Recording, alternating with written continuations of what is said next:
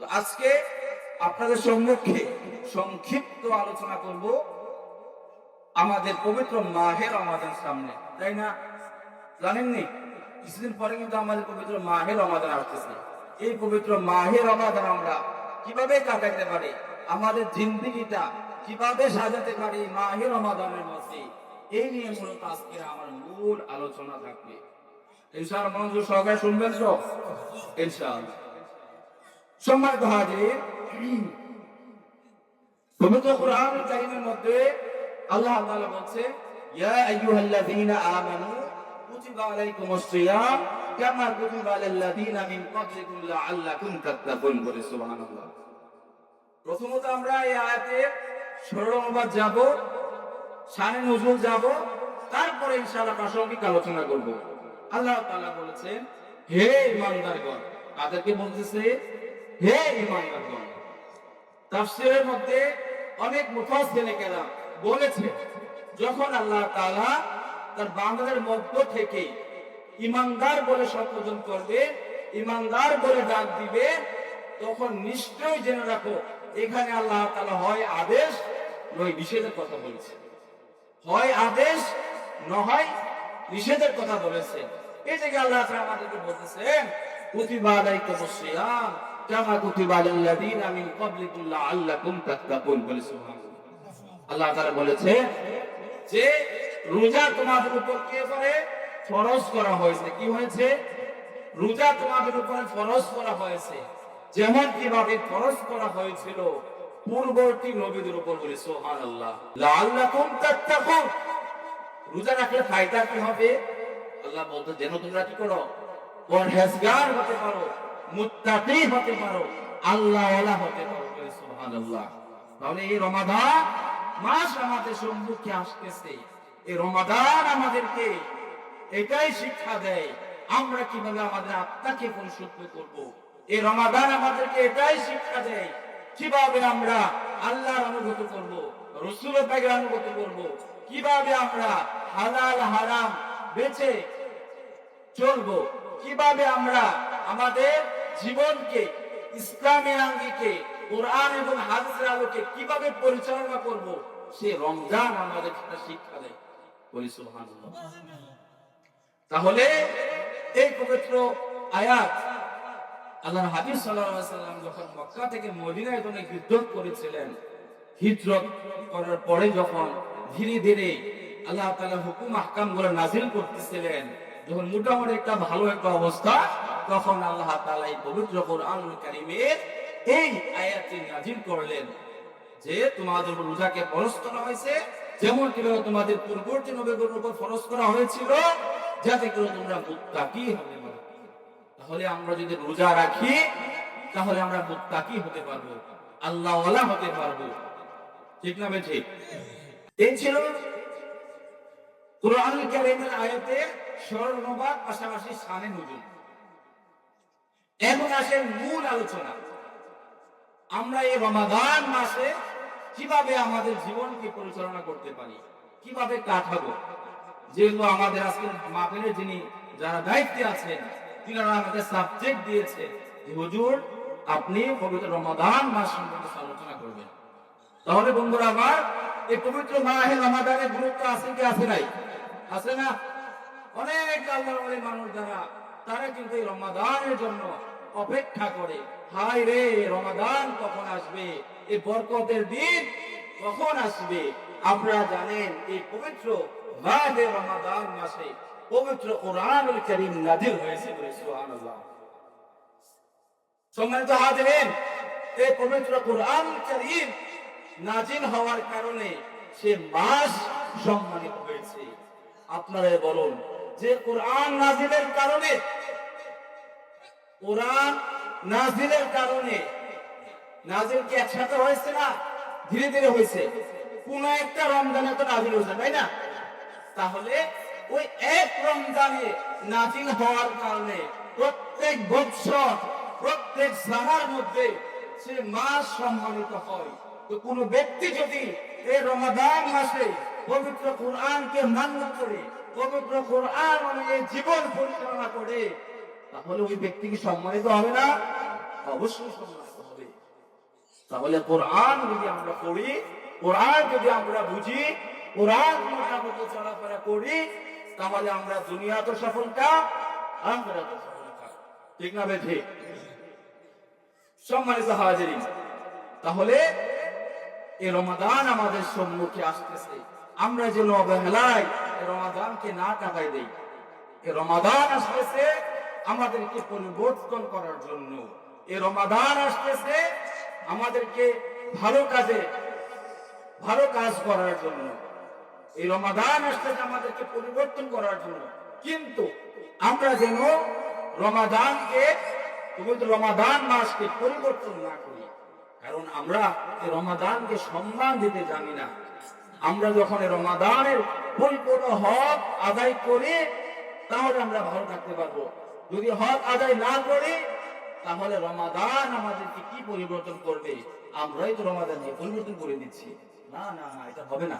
এভাবে যেন না হয়, রমাদান আমাদেরকে এটাই শিক্ষা দেয়, পরহেজগার হোক, মুত্তাকি হোক, আল্লাহওয়ালা হোক। তাহলে রমাদান মাসে আমাদের কিছু কাজ আছে, কিছু কর্ম আছে, যে কাজগুলো আমরা করতে পারি। রমাদান মাস 30 দিন না, এই 30 দিন আমরা কিভাবে কাটাবো, এই আমার মূল আলোচনা। তবে রমাদান মাসের আগে কিছু প্রস্তুতি আছে। কি আছে? প্রস্তুতি আছে না?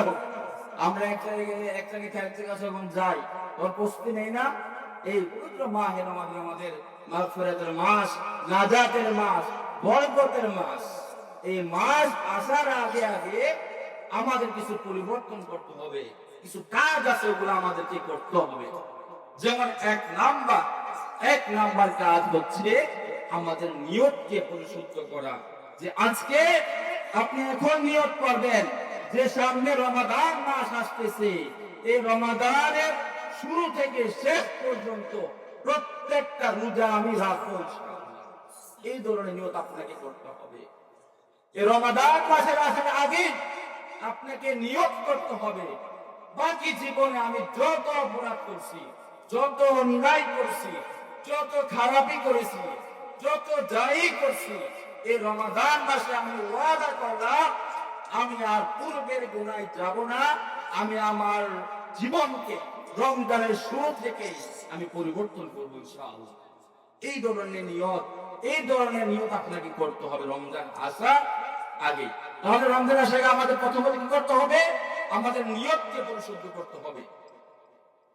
2 নাম্বার, এই রমাদান মাসে আসার আগে মানুষের হক মিটানো। মানুষের হক আছে না? কেউ আসেনি?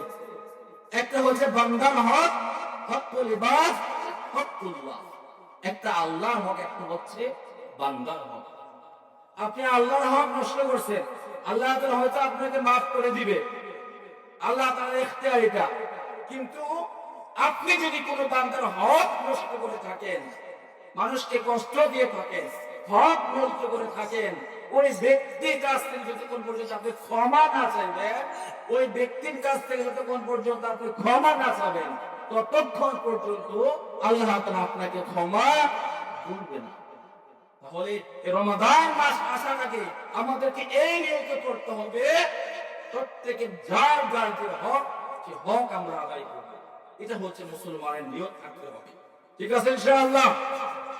আচ্ছা, তারপরে আরো কিছু কাজ আছে, যেমন গুনাহের অভ্যাস চিহ্নিত করা। কি করা? গুনাহের অভ্যাস চিহ্নিত করা। এই রমাদান মাস আমাদের সামনে আসতে আগে 11 মাস কত মানুষ কত অপরাধ করে, কত গুনাহ করে। এই রমাদান মাস আসার আগে আপনার প্রথম আরেকটা কাজ হচ্ছে খাতা নেবেন।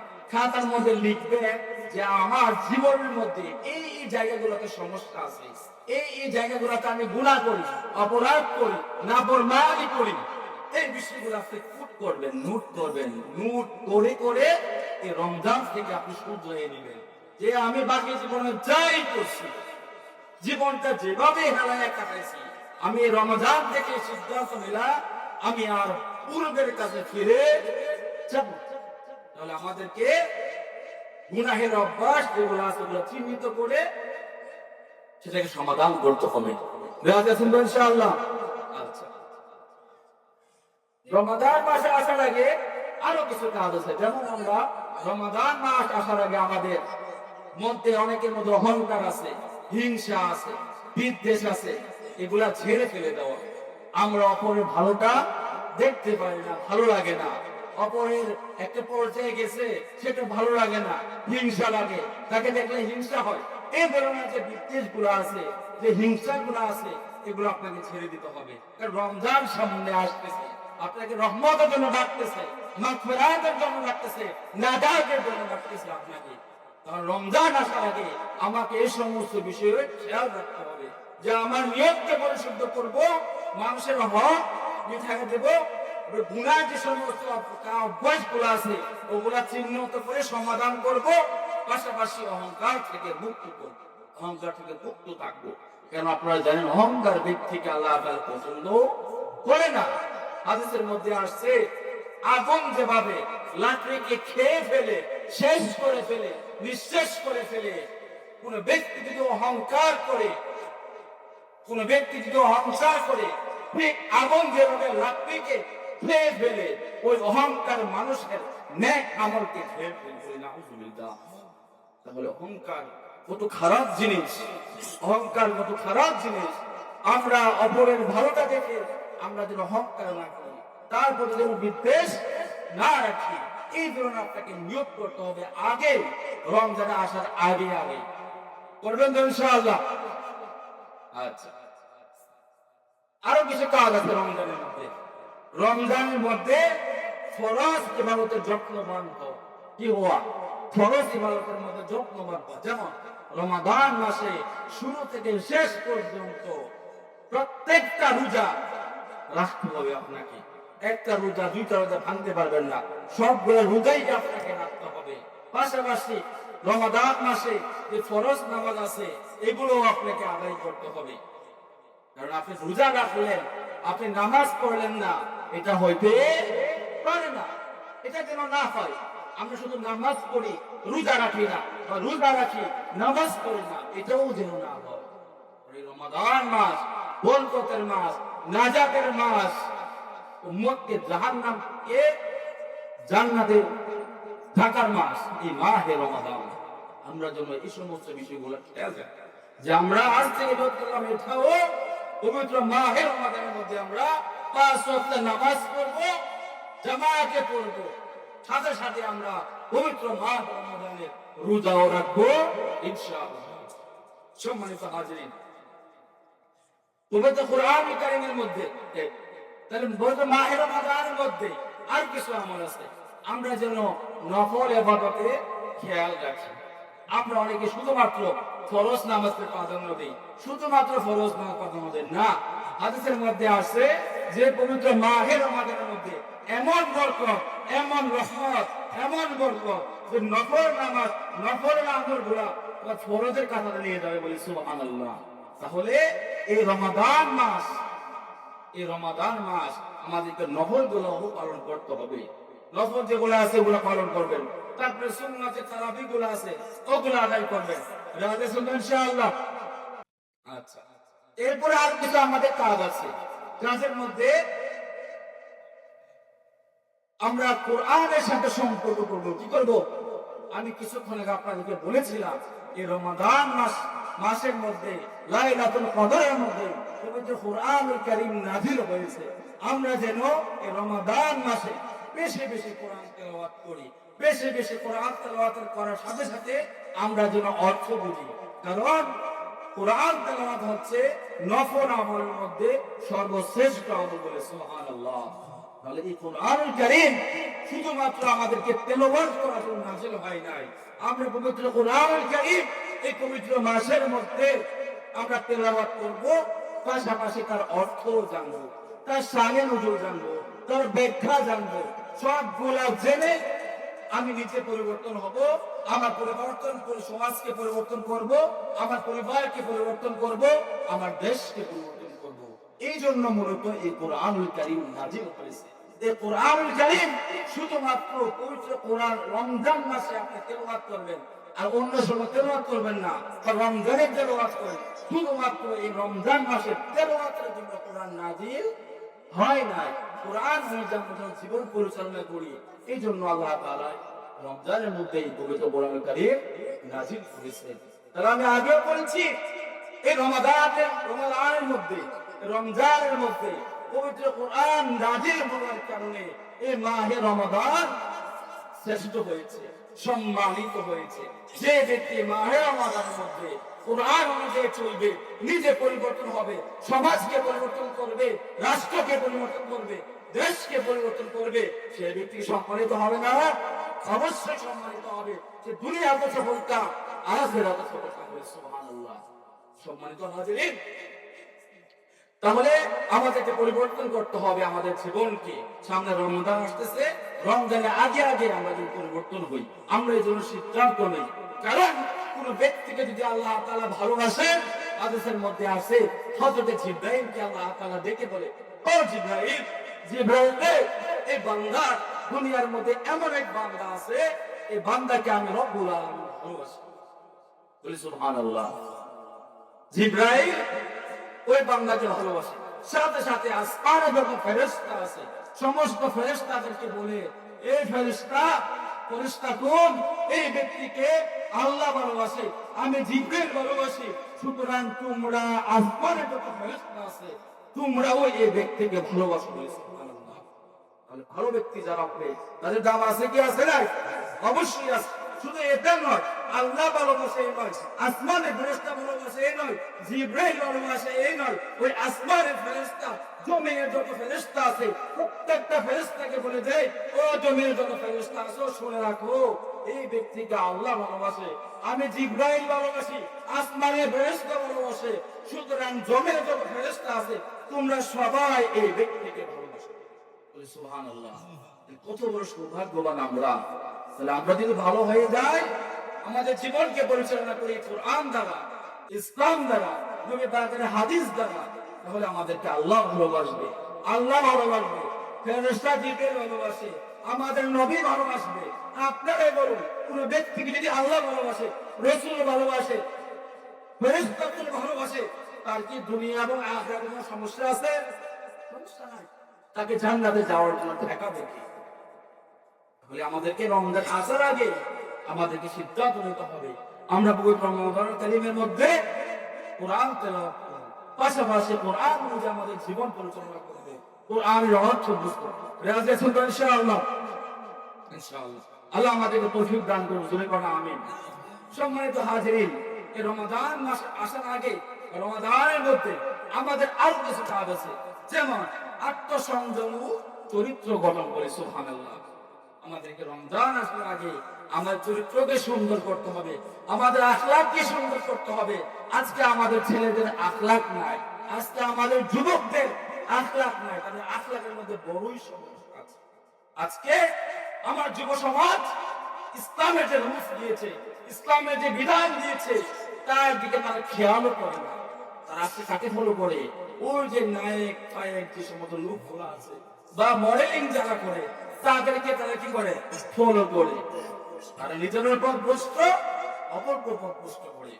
তাহলে আমাদের ছেলেদের আজকে আখলাক সুন্দর না, আখলাক সুন্দর না। কারণ ছেলেরা দেখেন এখন তারা এক ধরনের চুলের কাটিং করে, এক ধরনের প্যান্ট পরে, কত কিছু করে। তখন আচ্ছা, ওই ব্যক্তি যে ছেলেগুলো এই ধরনের কাজগুলা করে, তাদের সমাজের যারা ভালো মানুষ আছে তাদেরকে দাম দেয়? দাম দেয় না। যা তাকে সমাজের ভালো মানুষগুলা চাইও দেখে না।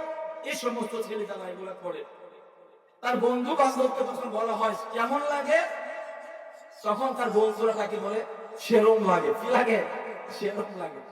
আসলে সেরমটা লাগে কি সেটা শেখাও না। যার চরিত্রের মধ্যে রাসূলের পাকের আখলাক নাই, যার চরিত্রের মধ্যে ইসলামের চিন্তা ভাবনাও নাই, ওই ব্যক্তিকে তার বন্ধু বলে সেই লাগে। সেটা কেমন লাগে? আরে আমি বলি, তোমার চরিত্র সেই লাগে না, বরং তোমাকে বদমাশের মতো লাগে, তোমাকে চোর বাক্যর মতো লাগে, নেশাখোরের মতো লাগে। কারণ তুমি যুবক, তোমার মধ্যে ইসলামের চিন্তা ভাবনাও নাই। তাহলে আমাদেরকে রমাদান আসার আগে আমাদের চরিত্রকে পরিবর্তন করব, আখলাকে নবী দ্বারা, নবী পাকের আদর্শ দ্বারা, নবী পাকের চরিত্র দ্বারা আমাদের জীবনকে পরিচালনা করব। রাজি আছেন তো ইনশাআল্লাহ? আচ্ছা, তারপরে আত্মসংযম ও চরিত্র গঠন। চরিত্র ব্যাপারে আমি আরেকটা হাদিস বলি। হাদিসের মধ্যে আসছে নবী সাল্লাল্লাহু আলাইহি ওয়াসাল্লাম বলেছেন যে যে আমার উম্মতের মধ্যে অসংখ্য বান্দী যারা জান্নাতে যাবে, তাদের মধ্যে দুইটা কাজ ওরা দুনিয়াতে করেছে, দুইটা কাজের কারণে তারা অধিক পরিমাণে জান্নাতে যাবে। এক হচ্ছে তাকওয়াল্লাহ, আল্লাহর ভয়, আরেক হচ্ছে হুসনুল খুলুক, উত্তম চরিত্র। বলি সুবহানাল্লাহ। যার উত্তম চরিত্র যার মধ্যে থাকবে, আখলাকে হাসানা যার মধ্যে থাকবে, যার মধ্যে পরহেজগারিতা থাকবে, মুত্তাকি থাকবে, তাদেরকে আল্লাহ রাসূল সাল্লাল্লাহু আলাইহি ওয়াসাল্লাম ঘোষণা করেছেন তারা অধিক পরিমাণ জান্নাতে যাবে। তাহলে আমাদের চরিত্রকে সুন্দর করতে হবে। তো এই রমাদান আমাদেরকে লাস্টে বলেছে লাআল্লাকুম তাত্তাকুন, যেন তোমরা কি করো, মুত্তাকি হতে পারো, পরহেজগার হতে পারো। রমাদানের মাস রোজা রাখলে আমরা মুত্তাকি হতে পারবো, পরহেজগার হতে পারবো, ঠিক না? পাশাপাশি আমরা যদি রাসূলের পাকের চরিত্রকে ফলো করি, তার আদর্শ সমাজে চলাফেরা করি, তাহলে আমাদেরকে জান্নাতে যাওয়ার জন্য ঠেকাবে কে? কেউ আছে? যখন লোকটা মনের সাথে সাথে বলে চলে যাবে, জান্নাতের সার্টিফিকেট পেয়ে যাবে। রাসূল দুনিয়া কাজ করার জন্য আল্লাহ আমাদের তৌফিক দান করুন, জোরে বলেন আমিন। সম্মানিত হাজিরিন, তাহলে আত্মসংযম ও চরিত্র গঠনের ক্ষেত্রে আরো কিছু কাজ আছে, আরো কিছু কাজ। যেমন আমাদের রমাদান মাসের মধ্যে আমাদেরকে জিহ্বা রোজা রাখতে হবে। কিসের রোজা? জিহ্বা রোজা রাখতে হবে। আমাদেরকে রমাদান মাসের মধ্যে চোখের রোজা রাখতে হবে। আমাদের রমাদানের মধ্যে কানের রোজা রাখতে হবে। আমাদের রাগকে নিয়ন্ত্রণ করতে হবে। এখন প্রশ্ন করতে পারেন যাদের হুজুর, তাহলে মুখের রোজা, জিহ্বার রোজা কি, আবার কানের রোজা কি, চোখের রোজা কি? প্রশ্ন আসে না? নারায়ে তাকবীর, নারায়ে তাকবীর, নারায়ে রিসালাত। প্রধান বক্তার আগমন গোপালপুরের পক্ষ থেকে আলহামদুলিল্লাহ। সম্মানিত হাজিরিন, তাহলে জিহ্বার রোজা মানে কি?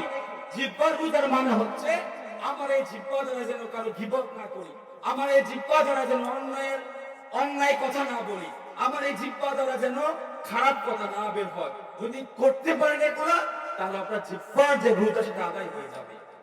চোখের রোজা, কিসের রোজা? চোখের আবার রোজা আছে নাকি? হ্যাঁ, রোজা আছে। আমরা যে সমস্ত চোখ দিয়ে হারাম মশলা দেখি, হারাম জিনিস যেগুলা দেখি, ওগুলাকে যদি বাঁচতে পারে, চিহ্নিত করতে পারে, তাহলে তার চোখের রোজা আদায় হয়ে যাবে। তাহলে আমাদেরকে জিহ্বার রোজা রাখতে হবে, চোখের রোজা রাখতে হবে। তারপর কান দিয়ে আমরা যেন খারাপ কিছু না শুনি, কানে রোজাও রাখতে হবে। রাজা সন্তান ইনশাআল্লাহ আমাদের রাগকেও নিয়ন্ত্রণ করতে হবে।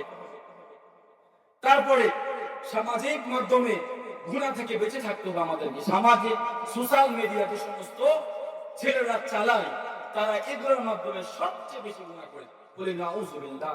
আজকে আমাদের যুব সমাজ, তারা ফরজের ক্ষেত্রে কোনো সময়ই নাই, না আমাদের খবর নাই, রোজার খবর নাই। আমি একটু আগে বলেছি এরা কি অবস্থা, আল্লাহ মালুম। ওরা সারা রাত ফোন টিপবে, উলঙ্গ নাচ দেখবে, নাচ গান দেখবে। এগুলা কি একটা মুসলমানের বাচ্চার কাজ হতে পারে? আরে এই সমস্ত লোক, এই সমস্ত বাচ্চা যারা, ছেলেরা যারা, যুবক যারা করে, তাদের বাবা মা গুলা তাদেরকে কি করে না, নিষেধ করে না, বাধা দেয় না। তাহলে আল্লাহ তাআলা তাদের বাবা মা গুলো কিন্তু জিজ্ঞাসা করা হবে, ঠিক না ভাই? তাহলে আমাদেরকে সামাজিক মাধ্যমে যে সমস্ত গুনাহগুলো হয়, এগুলো আমরা ছেড়ে দিই। রমাদান আমাদেরকে মাগফিরাতের দিকে রাখতেছে, নাজাতের দিকে রাখতেছে। এই মাহে রমাদান, এই মাহে রমাদানের আগেই আমরা যদি সিদ্ধান্ত নেই, আমাদের মধ্যে মোবাইলের মাধ্যমে যে সমস্ত সামাজিক সোশ্যাল মিডিয়ার মাধ্যমে যে সমস্ত গুনাহগুলো হয়, এগুলা থেকে ইনশাআল্লাহ আমরা বিরত থাকবো। ইনশাআল্লাহ। তারপরে সামাজিক দায়িত্ব এবং মানবিকতা। সমাজের মধ্যে আপনার যে দায়িত্ব আছে, সে দায়িত্ব ব্যাপারে আপনি খেয়াল রাখা। আমার কি দায়িত্ব, আমি যে পর্যায়ে আছি, এই পর্যায়ের ক্ষেত্রে আমার কি কি দায়িত্ব, সে দায়িত্ব আপনাকে পালন করতে হবে। রমাদান মাস আসার আগে আপনাকে দোষ সিদ্ধান্ত নিতে হবে। সম্মানিত হাজির, হুজুর চলে এসেছে, আমি সংক্ষিপ্ত আলোচনা, আর নম্বর আলোচনা ছিল। লাস্ট আমি হাজির বলবো, তাহলে এই সমস্ত ভালো কাজ যদি আমরা করি, আমাদের ফায়দা কি হবে, লাভ কি হবে? হাদিসের মধ্যে আসছে, মান কামা রমাদান ঈমানান ওয়া ইহতিসাবান গুফিরা লাহু মা তাকাদ্দামা মিন যামবি। বলি সুবহানাল্লাহ। হাদিস সহিহ বুখারীর 2009 নম্বর হাদিস এবং মুসলিম শরীফের মধ্যে 759 নম্বর হাদিসের মধ্যে আছে, যে ব্যক্তি রমাদান মাসে কিয়াম করলো, প্রত্যেকটা কাজ ভালোভাবে আদায় করলো, প্রত্যেকটা কাজ যেভাবে প্রয়োজন সেভাবে সে করলো, আল্লাহ তাআলা তার পূর্বের এবং পরের সমস্ত গুনাহকে ক্ষমা করে দিবে। বলি সুবহানাল্লাহ। তাহলে এই রমাদান আমাদেরকে মাগফিরাতের মাস, এই রমাদান আমাদের মাগফিরাতের মাস, নাজাতের মাস। এই রমাদান মাস আমরা যেন শুধুমাত্র খাবার খাইয়ে উড়াই না দেই, ঘুম দিয়ে যেন উড়াই না দেই, এই ধরনের যেন আমরা কাজ যেন না করি। এই রমাদান আমাদেরকে জীবনকে সুন্দর করার তাগিদ দিচ্ছে, এই রমাদান আমাদেরকে ভালো কাজের তাগিদ দিচ্ছে। আমরা যেন এগুলো খেয়াল রাখি। বুদ্ধিমানের কাজ হচ্ছে সময় থাকতে সে ভালো হয়ে যায়। আমরা যে রাস্তায় আলোচনা যারা শুনছি, সামনে আমাদের রমাদান, রমাদান আসার আগে আমরা নিয়ত করি, আমরা বাকি জীবনে যাই করছি, যত অপরাধ করছি, আজ থেকে আর করবো না ইনশাআল্লাহ। ইনশাআল্লাহ পবিত্র মাহে রমাদানের যে ফরজিয়াত যেগুলো আছে, যে আমলগুলো আছে, ইনশাআল্লাহ সেগুলো আমরা করবো না ইনশাআল্লাহ। আচ্ছা, তারপরে আরেকটা কথা বলে রাখি যে আমাদের মধ্যে অনেকেই তারাবি নামাজ নিয়ে একটু সমস্যা করে না। অনেকে বলে 8 রাকাত, অনেকে বলে 13 রাকাত, অনেকে বলে 20 রাকাত। আসলে আমরা যে 20 রাকাত পড়ি, এটার কোনো দলিল আছে কিনা? এটা বলি ইনশাআল্লাহ দলিল আছে কিনা? আমি বলছি হ্যাঁ দলিল আছে। দলিল আসেনি? 20 রাকাত যে পড়ে দলিল আছে কিনা? 8 রাকাত যে পড়ে সেটা দলিল আছে, কিন্তু আমরা তো 20 রাকাত পড়ি, সেটাকে আপনি উড়াই দিতে পারবেন না যে তোমরা যে 20 রাকাত পড়ো, 20 রাকাতের কোনো দলিল নাই। না, তোমার কথা সেটা ভুল। কারণ আপনাদের সম্মুখে আমি যে কিতাব নিয়ে আসছি, যে মা সাবাতা মিনাস সুন্নাতি ফি আইয়ামিস সানাহ। বলি সুবহানাল্লাহ। এটা কিতাবের না, যে কিতাবটা আব্দুর হক মুহাদ্দিস দেহলভী রাহিমাহুল্লাহ তাআলা লিখেছে, ওই কিতাবের মধ্যে তিনি একটা অধ্যায় এনেছেন, আল-ফাসলুল আউয়াল ফি তা'দাদি রাকাআতিহা। আয়াতের মধ্যে একটা হাদিস তিনি উল্লেখ করেছেন, যে হাদিসটা ইমাম ইমাম বাইহাকি রাহিমাহুল্লাহ তাআলা সুনানুল কুবরা দ্বিতীয় খণ্ড 496 নাম্বার পৃষ্ঠার মধ্যে একটি হাদিস নকল করেন। তিনি বলেন, আল্লাহর হাবিব সাল্লাল্লাহু আলাইহি সাল্লাম 20 রাকাত নামাজ আরবি পড়েছেন। বলি সুবহানাল্লাহ। হাদিসটা কি? তিনি বলেন যে আন্নাহু সাল্লাল্লাহু আলাইহি ওয়াসাল্লাম সাল্লা 20 রাকাত ফি রমাদান। বলি সুবহানাল্লাহ। হে মানুষ, শুনে রাখো, ইমাম বাইহাকি বলে আল্লাহর নবী সাল্লাল্লাহু আলাইহি ওয়াসাল্লাম এই পবিত্র মাহে রমাদানের মধ্যে 20 রাকাত আরবি পড়েছেন। কয় রাকাত? 20 রাকাত। আমরা কয় রাকাত করব? 20 রাকাত কিনা? তাহলে নবীজি 20 রাকাত করেছে, সাহাবীরা কেরাম কি 20 রাকাত করেছে? হ্যাঁ বলেছে। এই হাদিস এখানে আছে যে 4 নম্বরের মধ্যে ইমাম বাইহাকি রাহিমাহুল্লাহ তাআলা তার সুনানুল কুবরা কিতাবের মধ্যে দ্বিতীয় খণ্ড 496, পাশাপাশি দ্বিতীয় খণ্ড 496 সেম পৃষ্ঠার মধ্যে আরেকটা জানছেন যে বিসনাদিন সহিহ সহিহ সনদের মধ্যে হাদিস এনেছে যে আন্নাহুম কানু ইয়াকুমুনা আলা আহদি উমর 20 রাকাত ওয়া ফি আহদি উসমান ওয়া আলী। বিসনা। বলি সুবহানাল্লাহ। আরে এই 20 রাকাতের নামাজ নবীজি পড়েছে, সাহাবী পড়েছে, হযরত উমরের যুগে, হযরত উসমানের যুগে, হযরত আলীর যুগেও তারা 20 রাকাত তারাবি নামাজ পড়েছে। বলি সুবহানাল্লাহ। তাহলে আমরা নিয়ত করি যে 8 রাকাত না 13 রাকাত আমরা কয় রাকাত পড়ব? 20 রাকাত। এই মিয়া রমাদান মাস যত আমল করতে পারেন ততই আপনার জন্য ভালো। এই নিয়ত করবেন, ঠিক আছে ইনশাআল্লাহ। আল্লাহ তাআলা আমাদেরকে এই পবিত্র মাহে রমাদানের পরিপূর্ণ হক আদায় করার তৌফিক দান করুন। জোরে কোন আমিন। ওয়া মা আলাইনা ইল্লাল বালাগ। আসসালামু আলাইকুম ওয়া রাহমাতুল্লাহি ওয়া বারাকাতুহু।